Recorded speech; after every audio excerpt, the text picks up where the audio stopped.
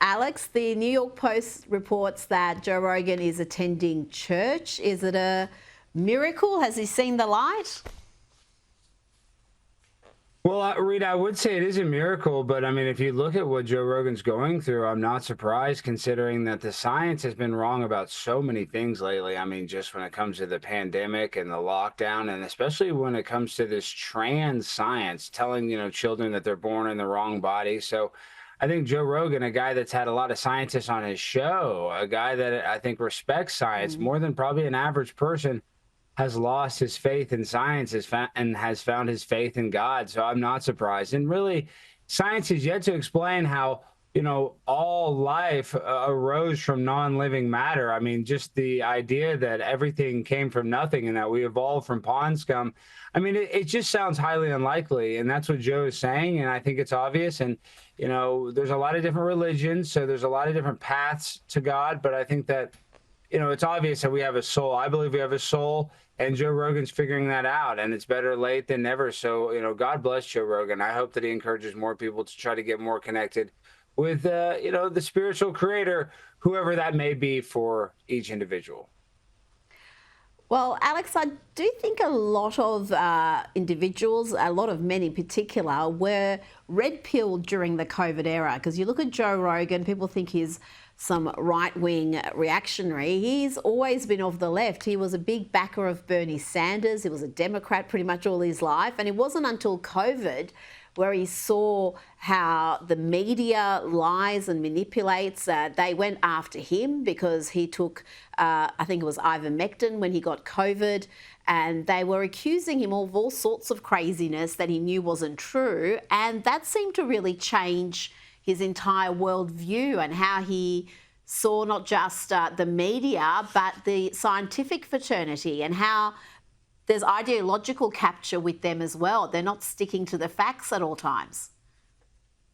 No, I mean, to accuse him of taking horse dewormer constantly on CNN and every lamestream media outlet, that would make him lose his faith in the mainstream media and mainstream science. That's it. Now, from the sublime to the ridiculous, Bruce Springsteen keeps annoying fans who've paid good money to hear him sing his classics. Instead, they're copying undergraduate rants like this. There's some very weird, strange, and dangerous shit going on out there. In America, they are persecuting people for using their right to free speech and voicing their dissent. This is happening now. In America, the richest men are taking satisfaction in abandoning the world's poorest children to sickness and death. This is happening now. Oh, gosh, he's really too old to be this stupid, Alex. You can tell from the small smattering of applause there that the audience want him to stop ranting and to start singing. Well, Rita, it's quite embarrassing when you look at Bruce Springsteen, one of the richest musicians in America, who's had an incredible career, but he cannot heal from his Trump derangement syndrome. And I know that's a cliche at this point, just accusing everybody of having it, but Rosie O'Donnell actually moved out of the country. This guy is in front of an audience of his adoring fans, and all he wants to do is talk about the person he hates the most in the world. Like, that is a mental illness. That's a sickness. He needs to go and enjoy the audience that he has in front of him instead of putting them through some sort of college lecture. It's embarrassing. Well, it was a undergraduate college lecture. It was just so ridiculous.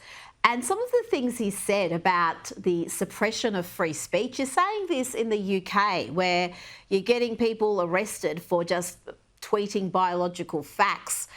So really, if he's concerned about free speech, he would be concentrating on what's happening in the UK.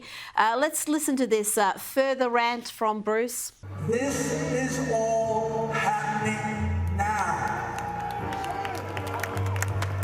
A majority of our elected representatives have failed to protect the American people from the abuses of an unfit president and a rogue government. You're right about Rosie O'Donnell. At least she followed through with what she said she was going to do, which was to flee the country. She's still bleating about Donald Trump 24/7. He's obviously still living rent-free in her head.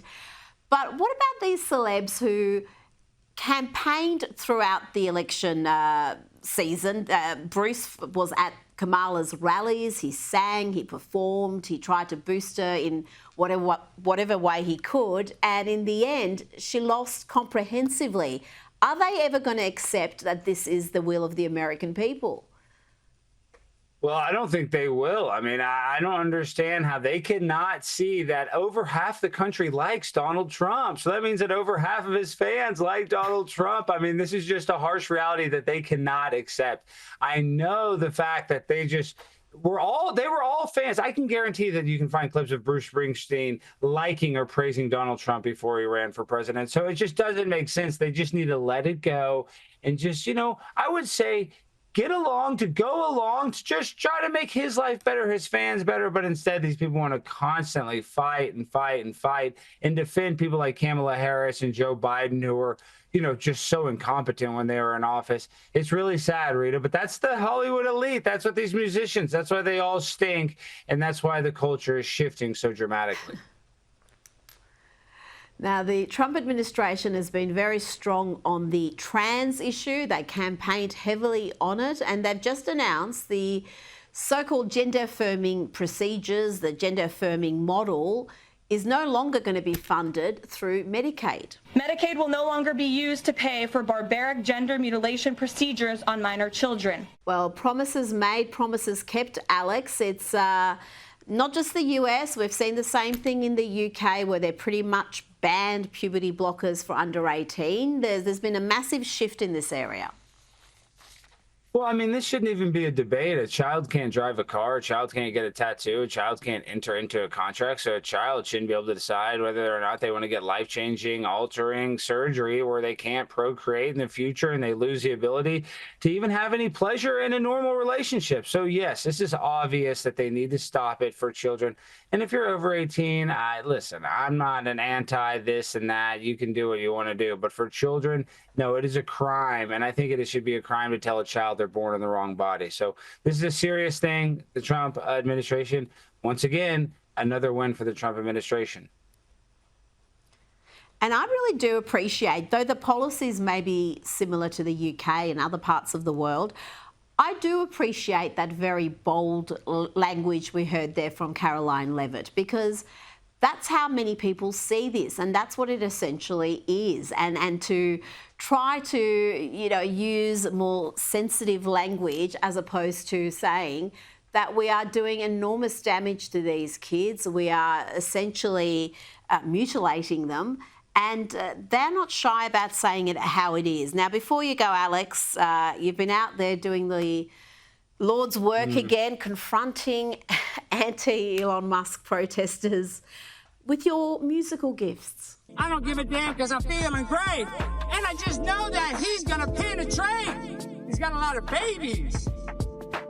I believe in evolution, that all of us immigrated to Africa. I don't believe in evolution. I don't believe in evolution. No, I don't believe that we evolved from pond scum. Reality doesn't matter to you? No, that's not reality. That's a theory. And you don't understand the difference. The Big Bang Theory is just a theory. Nothing is proven. So tell me about your days, Alex. Do you just roam the streets looking for these lefties losing it and just, break into song? I'm wondering how you're doing all this, and how did you have the lyrics ready to go? How did you know where he was going to go? It's essential to know how you go about your processes, Alex.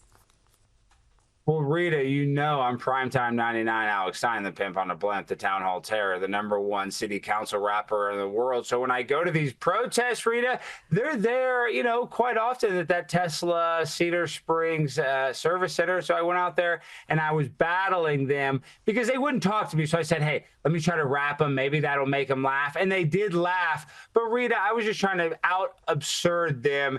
And I think I did the job, but now I'm embarrassed. Millions of people are going to see this, Rita. So I didn't expect you to play it. So thank you. I appreciate it. Everybody go, follow me. But man, I'm embarrassed. I hope my dad doesn't watch Yes, this. follow Alex Not because this is what he does day in and day out. He's out there and he's having these confrontations and somehow not getting himself bashed, which we're grateful for. Alex Stein, thank you so much for your time.